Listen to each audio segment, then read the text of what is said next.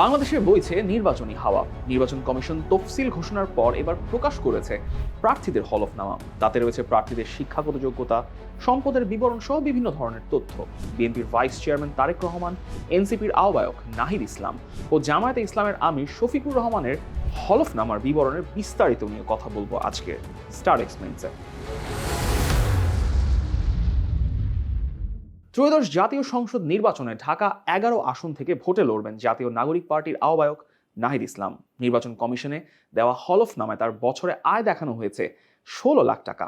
পেশা দেওয়া হয়েছে শিক্ষকতা ও পরামর্শক। ঢাকা দক্ষিণ সিটি কর্পোরেশনের দক্ষিণ বনশ্রী গোরান এলাকার বাসিন্দা হচ্ছেন নাহিদ ইসলাম। তার স্থায়ী ঠিকানা দেওয়া ঢাকা উত্তর সিটি কর্পোরেশনের বড় বেড়াইদ বাড্ডা এলাকায়। তার কাছে কোনো আগ্নেয়াস্ত্র নেই এবং কোনো মামলাও তার নামে নেই। তবে ব্যাংকের ঋণ আছে 3.5 লাখ টাকার মতো। নিজের কাছে নগদ আছে বলে দেখানো হয়েছে 19,50,000 টাকা। হলফনামা অনুসারে নাহিদ ইসলামের কোনো বাড়ি, গাড়ি, ফ্ল্যাট, কৃষি, অকৃষি জমি নেই।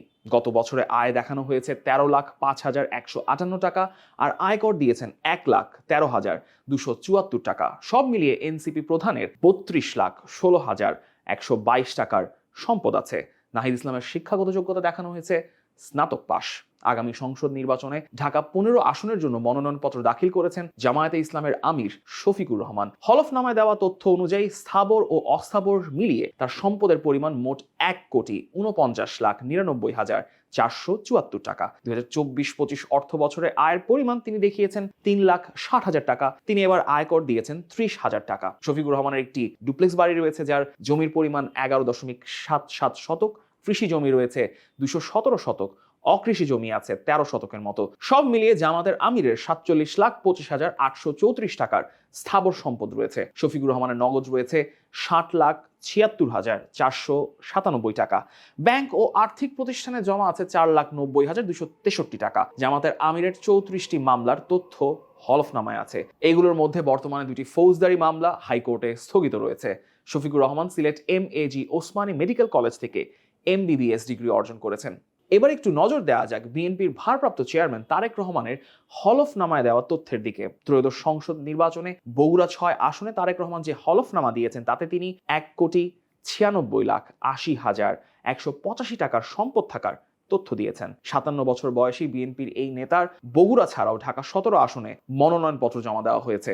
2024-25 অর্থ বছরে তারেক রহমানের বার্ষিক আয় দেখানো হয়েছে 6,76,353 টাকা, যা মূলত শেয়ার, সঞ্চয়পত্র, বন্ড ও ব্যাংক আমানত থেকে অর্জিত। তারেক রহমানের নিজের নামে নগদ ও ব্যাংক আমানত রয়েছে 31,58,428 টাকা এবং তার স্ত্রী জুবাইদা রহমানের নামে রয়েছে 66,54,747 টাকা। এছাড়া তার নামে প্রায় 90 লাখ টাকার FDR রয়েছে।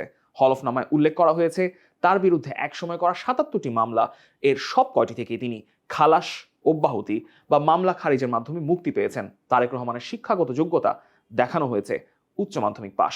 নির্বাচনী হলফনামা প্রার্থীদের ব্যক্তিগত ও রাজনৈতিক স্বচ্ছতার একটি গুরুত্বপূর্ণ দলিল। এই হলফনামার তথ্যের ভিত্তিতেই কিন্তু ভোটাররা বুঝতে পারেন যে কার হাতে তারা রাষ্ট্র পরিচালনার দায়িত্বটা তুলে দিতে যাচ্ছেন ভোট দেওয়ার মাধ্যমে। thedailystar.net এর যে কোনো কন্টেন্ট দেখতে ভিজিট করতে পারেন thedailystar.net এর ওয়েবসাইট এবং একই সঙ্গে ফলো করে রাখুন দ্য ডেইলি স্টার এর ফেসবুক পেজ, সাবস্ক্রাইব করুন দ্য ডেইলি স্টার এর ইউটিউব চ্যানেল।